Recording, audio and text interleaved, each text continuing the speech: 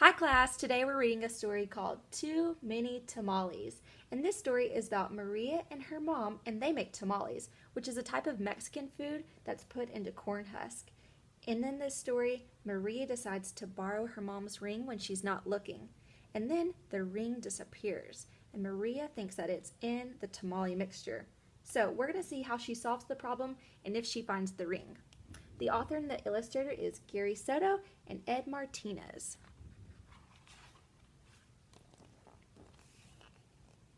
Snow drifted through the streets, and now that it was dusk, Christmas trees glittered in the windows. Maria moved her nose off the glass and came back to the counter. She was acting grown up now, helping her mother make tamales. Their hands were sticky with masa. "That's very good," her mother said. Maria happily kneaded the masa. She felt grown up, wearing her mother's apron. Her mom had even let her wear lipstick and perfume. "If only I could wear Mom's ring," she thought to herself.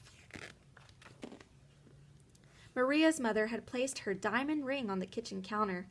Maria loved that ring. She loved how it sparkled like their Christmas tree lights. When her mother left the kitchen to answer the telephone, Maria couldn't help herself. She wiped her hands on the apron and she looked back at the door. I think she's about to put that ring on. "I'll wear the ring for just a minute," she said to herself. The ring sparkled on her thumb. Maria returned to kneading the masa, her hands pumping up and down. On her thumb, the ring disappeared, and then it reappeared in the sticky glob of dough. Her mother returned and took the bowl from her. "Go get your father for this part," she said. Then the three of them began to spread masa onto corn husk. Maria's father helped by plopping a spoonful of meat in the center and folding the husk. He then placed them in a large pot on the stove.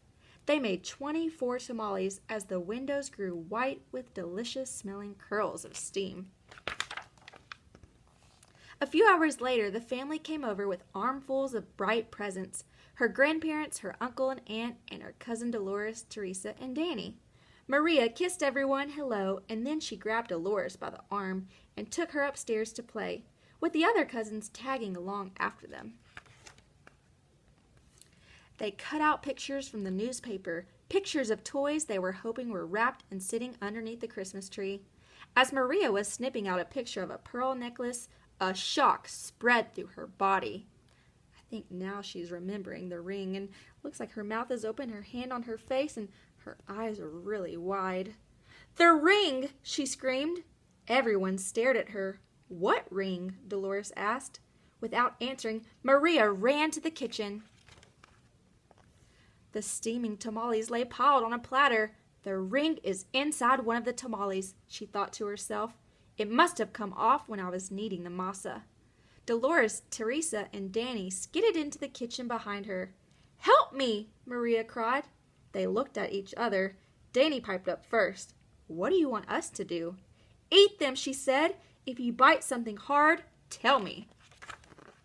The four of them started eating. They ripped off the husk and they bit into them. The first one was good, the second one pretty good, but by the third tamale, they were tired of the taste. "Keep eating," Maria scolded. Corn husks littered the floor. Their stomachs were stretched till they hurt, but the cousins kept eating until only one tamale remained on the plate. Looks like she's holding her stomach. They've eaten a lot and they made a mess on the floor with all the corn husk wrappers. "This must be it," she said. "The ring must be in that one. We'll each take a bite. You first, Danny." Danny was the youngest, so he didn't argue. He took a bite, nothing. Dolores took a bite, nothing. Teresa took a bite, still nothing. It was Maria's turn. She took a deep breath and slowly, gently bit into the last mouthful of tamale. "Nothing! Didn't any of you bite something hard?" Maria asked. Danny frowned. "I think I swallowed something hard," he said. "Swallowed it?" Maria cried, her eyes big with worry. She looked inside his mouth. Teresa said, "I didn't bite anything hard, but I think I'm sick." She held her stomach with both hands. Maria didn't dare look into Teresa's mouth. She wanted to throw herself onto the floor and cry. The ring was now in her cousin's throat, or worse, his belly. How in the world could she tell her mother? But I have to, she thought. She could feel tears pressing to get out as she walked into the living room where the grown-ups sat talking. They chattered so loudly that Maria didn't know how to interrupt. Finally, she tugged on her mother's sleeve. Looks like she's feeling really sad and her face is down. She feels bad for taking her mom's ring. "What's the matter?" her mother asked. She took Maria's hand. "I did something wrong," Maria sobbed. "What?" her mother asked. Maria thought about the beautiful ring that was now sitting inside Danny's belly, and she got ready to confess or tell the truth. "The ring!" Maria nearly screamed. Maria's mother scraped off a flake of dried masa.